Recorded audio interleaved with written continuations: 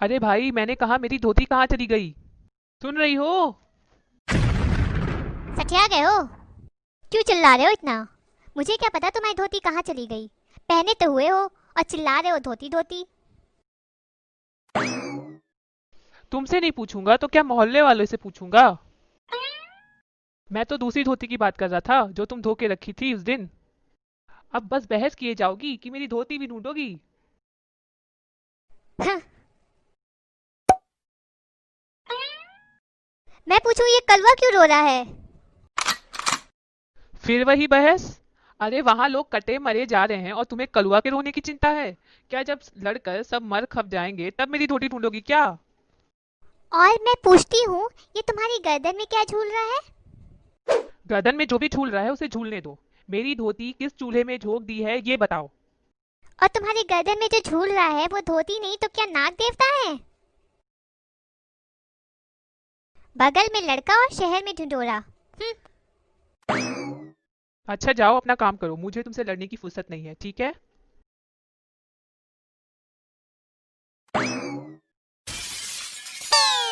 अरे अरे, उठो उठो। अरे, तुम्हें भी इसी टाइम आना था। वहां लोग झगड़ झगड़ कर कट मर जाएंगे और मैं झगड़ा निपटाने का अरमान लिए तुम्ही लोगों में सिर खपाता रह जाऊंगा। वैसे कहीं लगी तो नहीं चोट? चलो आकर ऊपर बैठो। अरे मेरी चप्पल कहाँ चली गई? क्या हुआ, कुछ आराम है पहले से? हाँ, पहले से कुछ ठीक है। तो जल्दी से मेरी चप्पल ढूंढ के दो। अच्छा।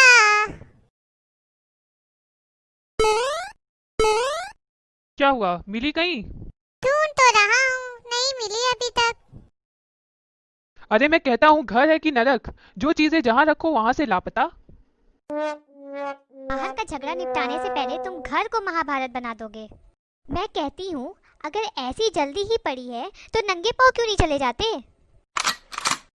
हाँ हाँ, तुम क्यों नहीं कहोगी कि मैं बिना कपड़े ही बाहर चले जाऊं? तुम्हें मेरी इज्जत की क्या परवाह? इज्जत की कीमत वही जानते हैं जो इज्जतदार घराने से संबंध रखते हैं। नंगे पांव घूमने वाले खानदान की लड़की, तुम क्या जानो इज्जत की कीमत?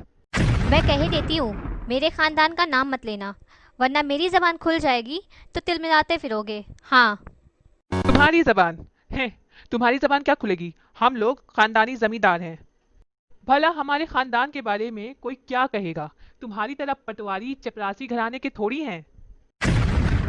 हाँ हाँ, मालूम है कितने बड़े खानदानी जमींदार हो। इसलिए जब मैं ब्याह करके आई थी तो तुम्हारे यहाँ मिट्टी के भांडों के सिवा कुछ नजर नहीं आया था मुझे।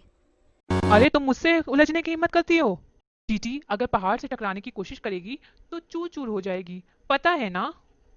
जितना घी खाया है मुझे खूब पता है। दूध घी से नहाने वाले खानदान से ब्याह करके मैं जब से तुम्हारे घर आई हूँ, तेल खा खा कर मेरी सारी तंदुरुस्ती कफूर हो गई है। मुझे भी खूब पता है। जितना तुम्हारे खानदान वाले दूध घी से नहाते थे, इसलिए जब पहली बार ससुराल गया तब भी बाजरे और भात के सिवाय किसी चीज़े के दर्शन नहीं हुए। जिस आदमी का मुंह जिस काबिल होता है उसे वही चीजें मिलती हैं। और हमारे घर वाले जानते थे कि तुम्हारे आगे खाने को घी दूध दिया गया तो तुम्हारा पेट पचा नहीं पाएगा। हाँ, मैं तो पागल हो गया हूँ। मैं तुम सबको काटने को दौड़ता हूँ। सब निकल जाओ यहाँ से। निकल जाओ यहाँ से सभी लोग। पिताजी, आखिर क्या बात हो गई? तुम चुप रहो। अरे भाई साहब, काहे इतना नाराज हो रहे हो? बाहर तक आवाज आ रही है। मर गए तेरे भाई साहब। यहाँ कोई तेरा भाई भाई नहीं बैठा। ना जाने कहाँ कहाँ से अनाज चले आते हैं हमारे मामले में बोलने वाले। ओए बुड्ढे, जबान संभाल कर बात कर, वरना बत्तीसी दांत उखाड़ कर हथेली पर रख दूंगा। अनाथ होगा तू, तेरा खानदान। अरे ओ काने, तू मेरी बत्तीसी उखाड़ेगा? चींटी पहाड़ से टकराएगी? मैं तेरी दूसरी आंख की लालटेन भी गुल कर दूंगा। और फिर हुआ यह कि भिड़ंत हो गई। चाचा छकड़ा के घर में कोहराम मच गया। मोहल्ले के सारे लोग जुड़े, तब कहीं जाकर दोनों को अलग कर पाए। इसके बाद भी काफी देर तक गाली गलौज का क्रम चलता रहा। चाचा छकड़ा घर के बाहर का झगड़ा निपटाने वाले थे, किंतु अब उनका अपना ही घर उथल पुथल होकर जंग का मैदान बन गया था।